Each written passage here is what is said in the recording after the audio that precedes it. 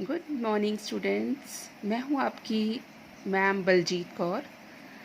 बच्चे, सबसे पहले तो आपके एफ़र्ट्स के लिए आपको मैं शाबाशी देना चाहती हूं कि आपने क्विज़ में पार्टिसिपेट किया। जिनका नेट स्लो की वजह से नहीं हो पाया, कोई बात नहीं, बेटर लक नेक्स्ट टाइम। तो चलो बच्चों, आज हम स्टार्ट कर लेते हैं जल्दी से अपना नया टॉपिक। ये है ज्योग्राफी से लैंड रिसोर्सेस। तो dear students, land resources is related to resource and development, उसी की कंटिन्यूशन में है। This is in your syllabus and you have to do this. तो सबसे पहले बात तो ये आती है कि what are land resources. You know that we live on land and we perform various functions. We perform our economic activities on land and we use it in different ways, है ना। हम बहुत तरह से लैंड को use करते हैं।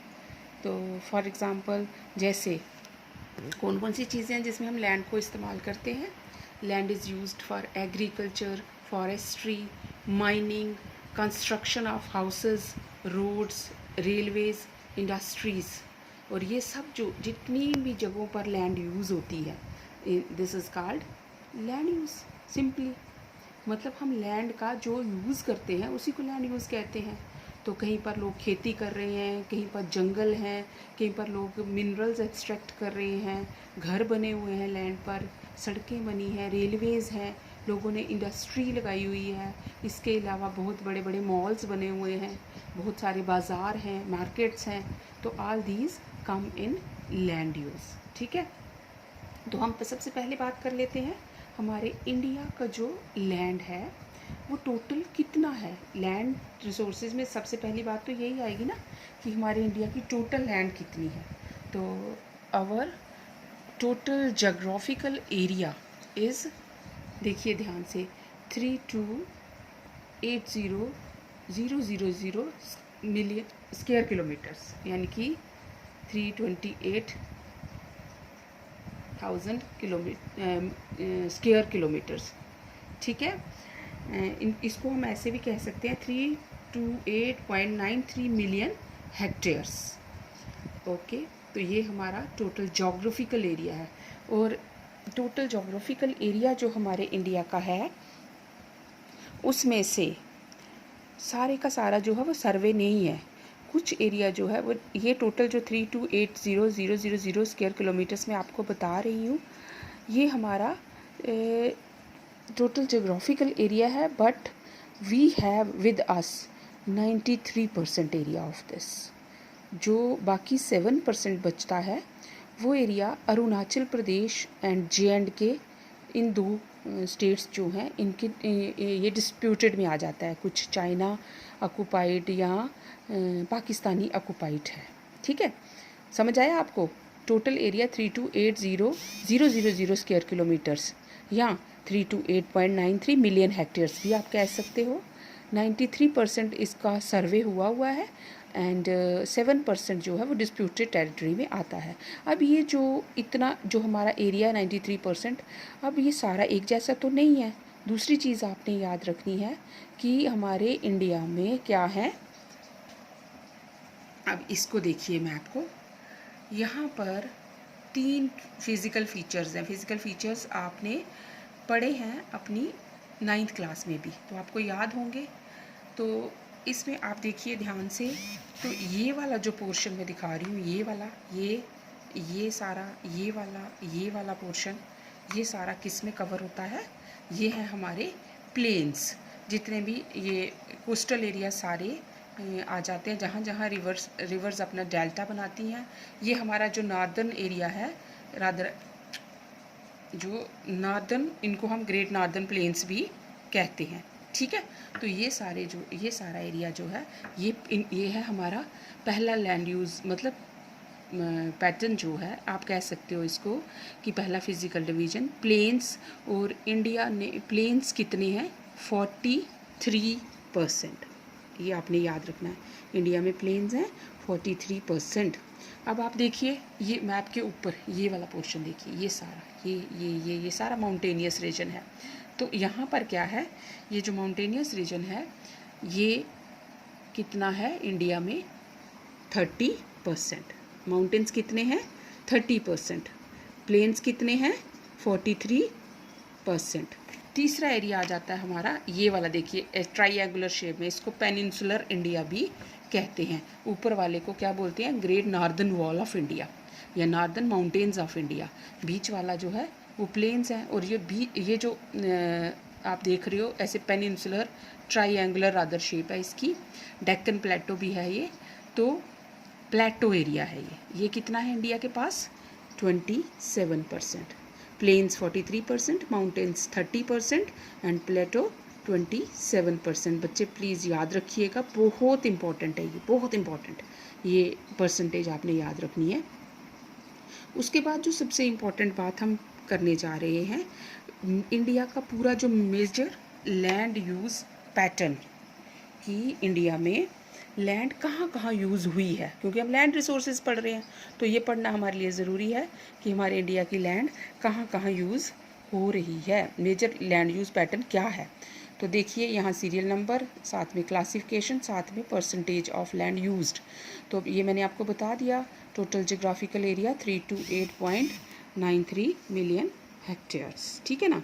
उसके बाद ये रिपोर्टेड एरिया हमारा कितना है? टोटल रिपोर्टेड एरिया यानी कि जिसको हमने गिना हुआ है, जिसका हमने सर्वे किया हुआ है कि हमारे पास इतना लैंड इंडिया के पास ही है, वो है 304.92 मिलियन हेक्टेयर्स। अगर ऑब्जेक्टिव में क्वेश्चन आए टोटल जियोग्राफिकल एरिया कितना है, तो then you have to write 328.93 million hectares.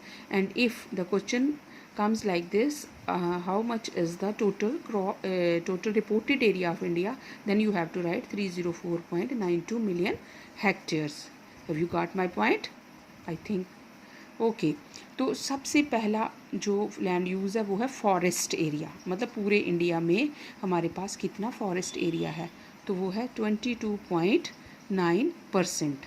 22.9%। Actual जब हम लैंड के जाके देखें तो वो 19 पॉइंट कुछ ही है, बट जब हम ये सर्वे करते हैं स्टेट वाइज और यूटी के, तो 22.9% हमारा फॉरेस्ट एरिया हमारे पास है। 100% में से हम इसको कैलकुलेट कर रहे हैं। दूसरे नंबर पर हमारा आ जाता है area not available for cultivation. Area not available for cultivation, आप ध्यान से देखो, ये है 14.3%, लेकिन मैंने आगे ब्रैकेट में लिखा है 5.6 प्लस 8.7। इसका क्या मतलब है कि ये जो area not available for cultivation है, ये भी फर्दर इसके आगे दो ग्रुप्स हैं। एक है बैरन एंड अनकल्टिवेबल लैंड। एक ऐसी ज़मीन भी होती है ना ऐसे पड़ी होती है, बंजर खाली पड़ी होती है। बैरन मीन्स खाली पड़ी होती है, और वो क्या है? अनकल्टिवेबल है, उस पर खेती भी नहीं की जा सकती। जैसे पत्थर छत्तर हैं, जहाँ झाड़ियाँ जुड़ियाँ लगी होती हैं, कई जगह हम आप आगे पीछे भी देखते हो भंग लगी होती है और ऐसे ही खाली पड़ी ज़मीन है, तो वो कौन सी है? बैरन एंड अनकल्टिवेबल लैंड। और दूसरी है ऐसी सारी land which is land under non agricultural use. Non agricultural use में भी है वो लैंड कौन सी है? जो कल्टीवेशन के लिए नहीं है, उसी के अंदर ही आ जाती है ना, जिस पे हम एग्रीकल्चर कर ही नहीं सकते। और जो मैंने बताया आपको बंजर वाली है, उसको फिर भी हम कोशिश करें तो हो सकती है यूज़ में, लेकिन ये ऐसी है जिसको हम नहीं यूज़ में ला सकते, कल्टीवेशन हो ही नहीं सकती इसमें, तो इसको हमने इस कैटेगरी में, हमने नहीं, हमारी जो एग्रीकल्चरल साइंटिस्ट्स हैं उन्होंने रखा है इस ग्रुप में, ठीक है। Area not available for cultivation. तीसरा हमारा ग्रुप है अदर अनकल्टिवेटेड एक्सक्लूडिंग फैलो। अब मतलब जो कल्टीवेबल मीन्स जो जहाँ पर खेती की जाती है, लेकिन उसके अलावा भी खेती हो सके, लेकिन फिर भी बंजर, कहीं काई लगी होती है, कहीं सरूं टाइप लगा होता है। इसके अलावा एक और होती है जो खेती हो सकती है लेकिन हमने उसको ऐसे ही खाली छोड़ा होता है, वो होती है फैलो लैंड।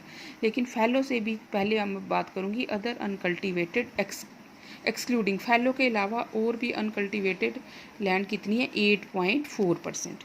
तो ये 8.4% जो है, इसके आगे फर्दर 3 डिवीजन है, 3.3 + 1 + 4.1।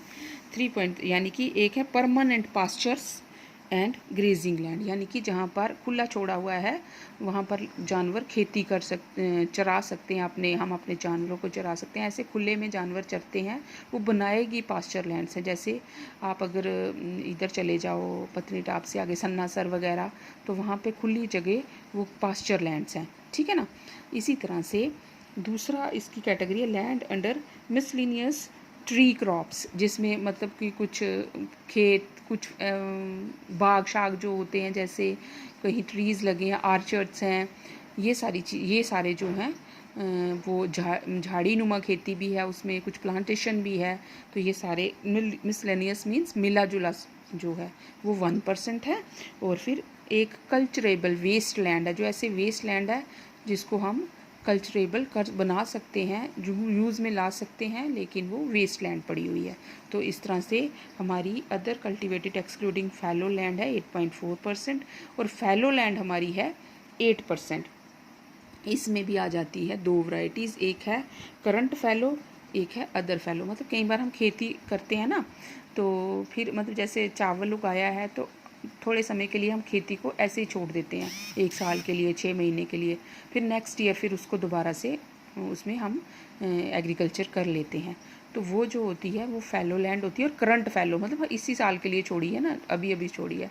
तो दूसरी जो होती है वो होती है अदर फैलो, जो कि कई बार ऐसे मतलब हमारे पास बहुत सारी जैसे ज़मीन है, तो उसमें से कुछ परसेंट एक जो मतलब प्लॉट टाइप है उसको हमने 3-4 साल से, जैसे उसमें कोई पत्थर वत्थर है या ऐसे है, तो उसको फैलो छोड़ दिया है, उस पर खेती करके उसके बाद उसको छोड़ दिया दोबारा, उसकी या तो उसकी जो फर्टिलिटी है उसको वापस लाने के लिए या किसी और पर्पज़ से, ठीक है।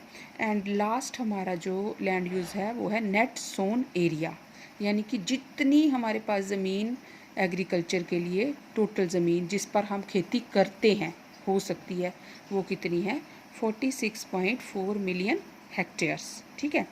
तो इसके आगे 3 पॉइंट्स हैं, लेकिन ये हम कल मैं इसको आपको डिटेल में समझाऊंगी। अभी हम बात करते हैं हमारा टोटल फॉरेस्ट एरिया की। तो इंडिया का जो पहला जो पॉइंट है लैंड यूज़ का वो है फॉरेस्ट्स। तो फॉरेस्ट होता क्या है, assemblage of ecosystems dominated by trees and other woody vegetations। तो फॉरेस्ट क्या होता है, टोटल फॉरेस्ट की डेफिनेशन क्या है, assemblage of ecosystems dominated by trees and other woody vegetations, ठीक है। तो total forests in India are less than usually accepted scientific norms. Scientific norms क्या है, at least 1/3 of the total land area must be kept under forest। मतलब कि 100% हमारी ज़मीन है तो उसमें से 33% ज़मीन पर फॉरेस्ट होने ही चाहिए, लेकिन हमारे पास कितने हैं 22.9, अभी अभी हमने पढ़ा ना 22.9, ठीक है। तो ये जो हमारे इंडिया के फॉरेस्ट्स हैं, ये इनको 3 तरह से क्लासिफाई किया गया है। इंडिया में 3 तरह से फॉरेस्ट को क्लासिफाई किया गया है, ये बहुत इम्पॉर्टेंट है। पहले हैं रिजर्व्ड फॉरेस्ट्स, दूसरे हैं प्रोटेक्टेड फॉरेस्ट्स, और तीसरे हैं unclassified forests. Reserved, protected, unclassified. Reserved वो होते हैं all activities are prohibited unless permitted. ये गवर्नमेंट ने टोटली बंद किए हुए हैं फॉरेस्ट्स। इसमें क्या होता है, कोई भी वहाँ नहीं जा सकता, उनकी किसी भी जो रिसोर्स है उसको यूज़ नहीं कर सकता। यहाँ प्रोहिबिटेड क्या होता है, रोकथाम, बिल्कुल रोक लगा देना, परमिशन ना होना। अनलेस परमिटेड लिखा है ना, तो all activities are prohibited unless permitted, मतलब सारी एक्टिविटीज़ इसमें बंद होती हैं जब तक कि हम परमिशन लें, गवर्नमेंट की परमिशन लेकर ही इन फॉरेस्ट में जा सकते हैं।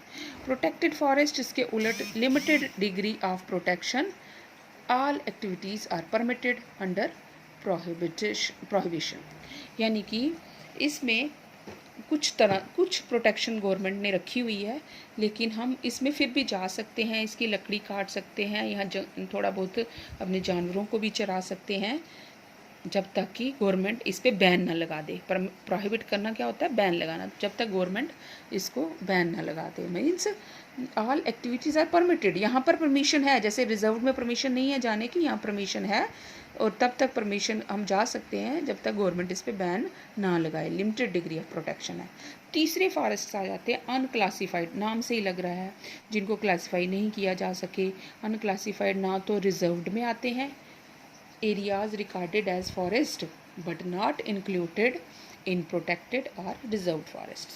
ना तो इनको प्रोटेक्टेड में रखा जाता है, ना इनको रिजर्व्ड फॉरेस्ट में रखा जाता है, क्योंकि ये बहुत एक्सट्रीम जगहों पर हैं। जैसे वो वाला एरिया मैंने बताया 7% जो डिस्प्यूटेड है, उन जगहों पर हैं, या बहुत ऊंचाई पर हैं, या बहुत दूर हैं जहां हम उनको कैलकुलेट नहीं कर सकते, तो वो किस में आ जाते हैं? Unclassified forest. तो फॉरेस्ट की 3 टाइप्स आप याद रखिए अच्छे से, reserved forest, protected forest and unclassified forest. अब एक बहुत इंपॉर्टेंट बात और आपने याद कर, अब मतलब यहाँ हम ख़त्म करेंगे इसको, वो है फॉरेस्ट्स के क्या क्या यूजेस हैं। What is the importance of forest और what are the uses of forest. You can say forests serves following purposes. Forest हमें मेन मैं 3 ही बता रही, 5 बता रही हूँ आपको।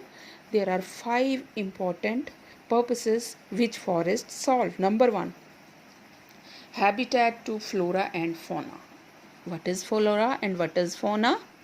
You know, आपको पता है अच्छे से, आपने रिसोर्सेज में पढ़ा पहले भी, मुझे मालूम है आपको पता है।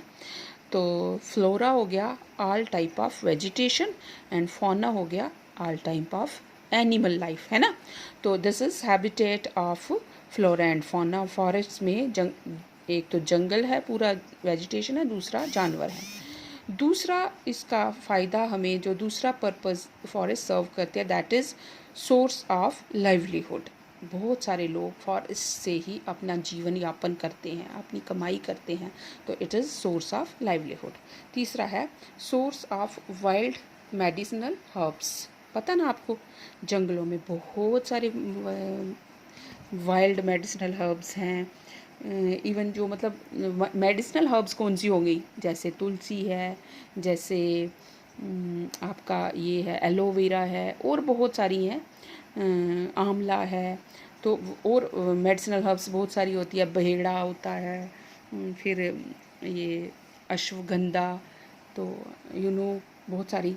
तो ये source of wild medicinal herbs भी है। चौथा, source of firewood, timber, bamboos, fodder, honey and bidi leaves.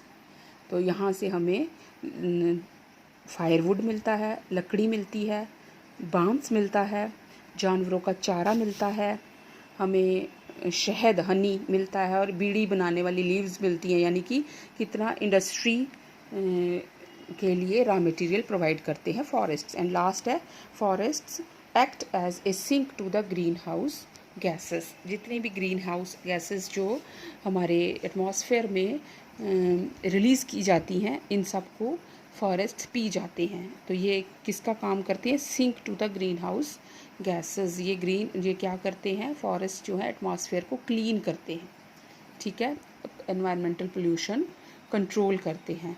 तो ये था, this is all about forests. आज हम यहीं पर कंप्लीट करेंगे लेसन को, तो कल हम इससे आगे कंटिन्यू करेंगे। तो हैव ए नाइस डे बच्चों।